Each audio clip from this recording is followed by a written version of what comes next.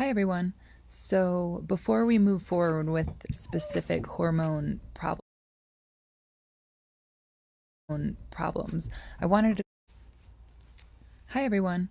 So before we move forward with specific hormone problems, I wanted to go over some basics. So it doesn't matter if you're experiencing PMS or menopause, insomnia, weight problems, anxiety, mood swings. It doesn't matter what the hormone problem is. In order to know how to affect it, we have to understand the whole system and how it's working. So we're just going to think into that today a little bit. So first and foremost, what's a hormone?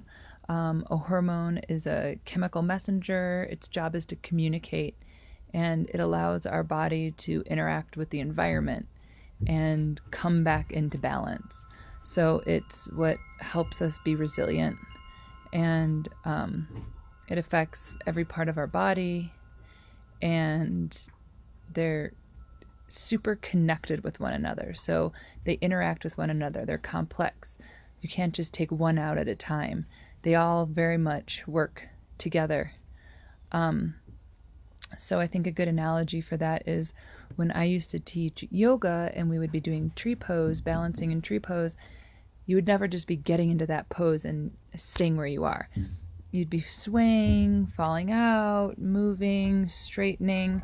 So that's kind of how hormones are. They're keeping you into balance, moving, but keeping you balanced. And if you fall out of balance, your resilience, your hormones help you get back into balance. So when a specific hormone is out of balance, again, you really can't isolate it. So we need to understand the whole process. So we're going to kind of dig in a little bit here to the layers so we can understand farther down the road how it all works. So essentially we have a gland, right? So we have a gland that produces hormones. That might be in your brain, your hypothalamus, your pituitary.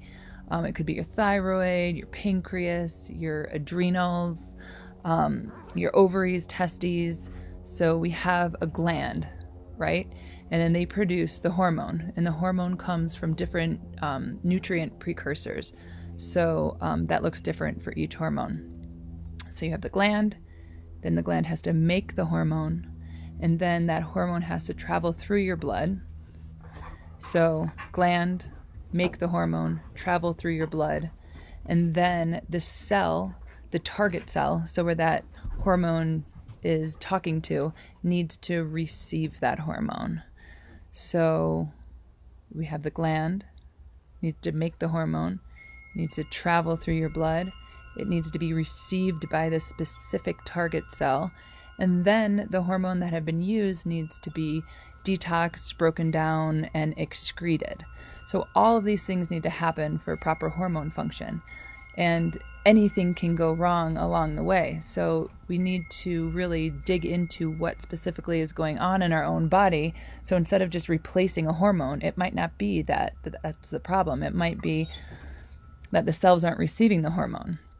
So you could consider, like in an autoimmune disease, it may be the actual gland that's being destroyed. So that gland can no longer produce a hormone. With toxins can impact the cell receptivity. So that cell might be blocked by that toxin, so it can't take that specific hormone. So it might look in your blood that you have plenty of hormone, so there's nothing wrong here, but your cells may not be receiving that hormone properly. So as for precursors, we've got cholesterol, that's the backbone for our sex hormones. So we need to have enough of that in order to make enough sex hormones. They're all different. There's tyrosine, it's an amino acid. That is the backbone for the thyroid hormone. The thyroid hormone needs iodine. So if we're lacking, deficient in any specific nutrient, it can impact the amount of hormone that can be produced. Constipation, so when we're constipated, we're not excreting the used hormones so they can reabsorb in the body. Our liver health, we need to have a healthy liver to detox those hormones. So things can happen all along the way. So by understanding that and then considering our own specific situation, you can know where to target your problem and get the best results. Excuse my dog. So anyway, next time we talk, we're going to be talking about the hierarchy of hormones. So there are certain hormones that are bossier than other hormones and that you need to address first before you can address the downstream ones. We'll be talking later about the thyroid. We can talk about homeostasis and the body staying in balance and resiliency. And well, we'll talk about all sorts of stuff. But thanks for listening, and listen to this again so that you understand those stages that need to happen. So you have to have a functioning gland. It has to make the hormone. The hormone has to travel through the body. Then it needs to be received by the specific target cell, and then that hormone needs to be broken down and excreted from the body. So anyway, thanks for listening, and we'll see you soon. Bye.